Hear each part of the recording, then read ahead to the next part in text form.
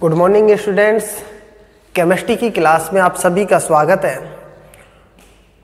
हम पढ़ रहे हैं बीएससी पार्ट फर्स्ट ईयर की इनऑर्गेनिक केमिस्ट्री और इसके अंदर हमारी सेकेंड यूनिट चल रही है valence bond and molecular orbital theory. और मॉलिक्यूलर ऑर्बिटल थ्योरी के अंदर हम एनर्जी लेवल डायग्राम की बात कर रहे थे। हमने दो एनर्जी लेवल डायग्राम देखे हैं, एक तो नाइट्रोजन और उससे पहले वाले जो परमाणु पाए जाते हैं उनके लिए एनर्जी लेवल डायग्राम, और दूसरा नाइट्रोजन के बाद में जो परमाणु पाए जाते हैं उनके लिए एनर्जी लेवल डायग्राम। उसके बाद में हमने एक एग्जाम्पल की बात की, यहाँ पर नंबर 1 की बात की है energy level diagram of H2+ ion, या फिर हम यहाँ पर ये कह सकते हैं इसके लिए जो H2+ आयन होता है उसके लिए MOT डायग्राम।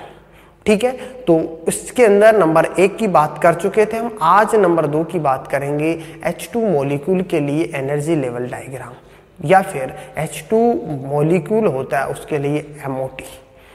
ठीक है, अब देखो पहले हमने इससे पहले की क्लास के अंदर बात की है H2+। देखो इसके लिए नाइट्रोजन परमाणु के बाद वाले जो परमाणु होते हैं उनके लिए ऊर्जा स्तर आरेख, और उससे पहले हमने बात की थी नाइट्रोजन परमाणु से पहले वाले जो परमाणु के लिए ऊर्जा स्तर आरेख। ठीक है, इसके थ्योरेटिकल पोर्शन की बात की थी हमने। होमो न्यूक्लियर डायोटोमिक मॉलिक्यूल के अंदर हम बात कर रहे हैं, ठीक है, MOT की। उसके बाद में अब हम आज बात करेंगे जो एनर्जी लेवल डायग्राम है। ये तो हमने नंबर 1 की बात की थी H2+ आयन के लिए। आज हम नंबर 2 की बात करेंगे। नंबर 2 H2 मॉलिक्यूल, या फिर हम ये कह सकते हैं एनर्जी लेवल डायग्राम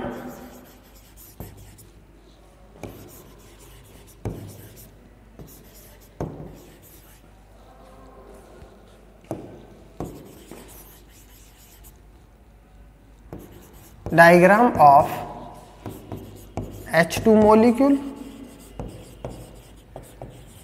या फिर हम ये कह सकते हैं MOT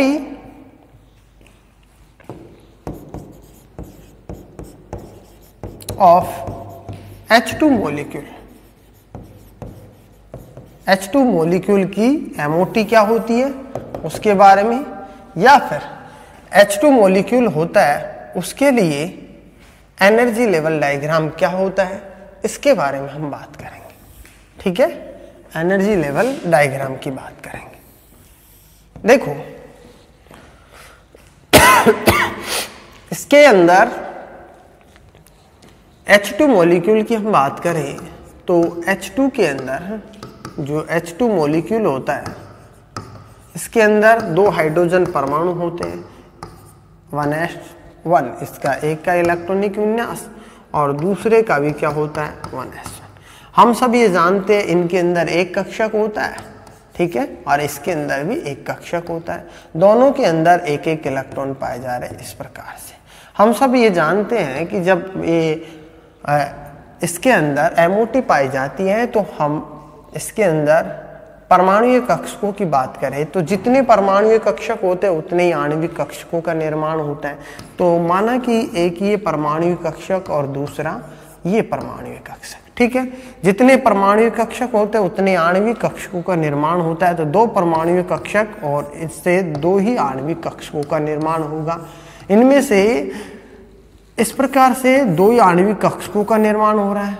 ठीक है, इनमें से आधे जो परमाणु कक्षक होते हैं वो कम ऊर्जा के होते हैं, आधे क्या होते हैं अधिक ऊर्जा के। ये क्या होते हैं एटॉमिक ऑर्बिटल। एटॉमिक ऑर्बिटल ये भी क्या है एटॉमिक ऑर्बिटल। ठीक है, और ये सिग्मा 1s इसके अंदर 1 इलेक्ट्रॉन और ये सिग्मा 1s इसके अंदर भी 1 इलेक्ट्रॉन। ठीक है, इसके अंदर 1 इलेक्ट्रॉन और इसके अंदर भी 1 इलेक्ट्रॉन पाए। ये क्या होता है सिग्मा 1s या फिर सिग्मा 1s स्क्वायर। ठीक है, यहां पर कितने इलेक्ट्रॉन पाए जाएंगे 2 इलेक्ट्रॉन, क्योंकि हम सब ये जानते हैं जितने परमाणुीय कक्षक होते हैं उतने आणविक कक्षक होते हैं। इनमें से इलेक्ट्रॉन जितने परमाणुीय कक्षकों के अंदर इलेक्ट्रॉन होते हैं उनका योग आणविक कक्षकों के अंदर भरा जाता है। या आणविक कक्षकों में आते हैं। आणविक कक्षकों के अंदर जो इलेक्ट्रॉन्स भरे जाते हैं वो ऑफ-बो नियम के अनुसार भरे जाते हैं। पहले निम्नतम ऊर्जा के आणविक कक्षकों के अंदर इलेक्ट्रॉन आते हैं, उसके बाद में इलेक्ट्रॉन उच्चतम ऊर्जा के कक्षकों के अंदर जाते हैं। ठीक है, यहाँ पर 2 इलेक्ट्रॉन है तो एक कक्षक के अंदर 2 इलेक्ट्रॉन आ सकते हैं। यहाँ पर हम ये कह सकते हैं sigma bonding molecular orbital.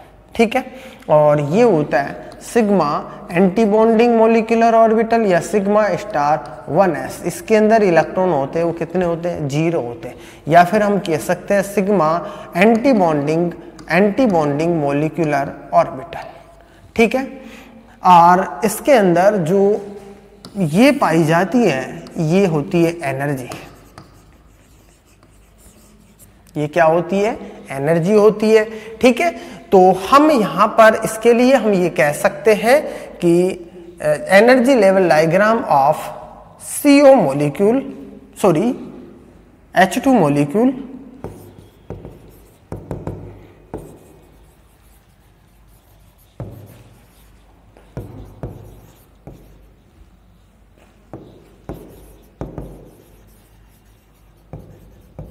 Diagram of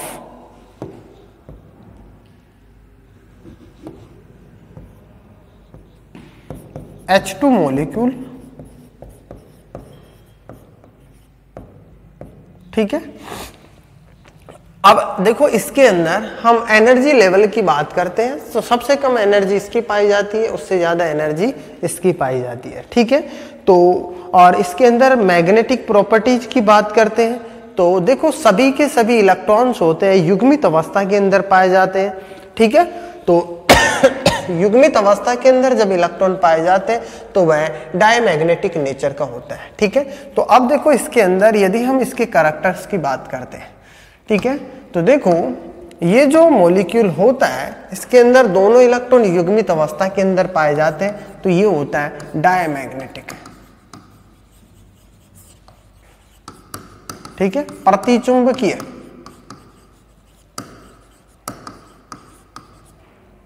प्रतिचुंबकीय।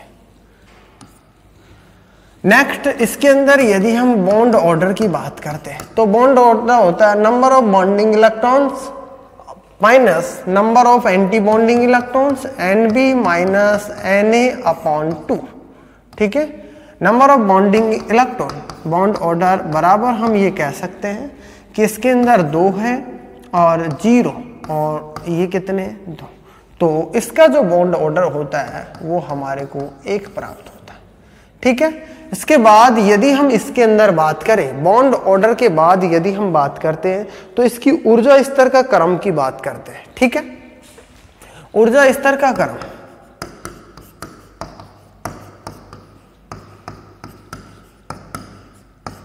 ठीक है, ऊर्जा स्तर के क्रम की बात करते हैं तो देखो इलेक्ट्रॉन यहां पर पाए जाते हैं तो sigma 1s square is less than sigma 1s sigma star 1s 0।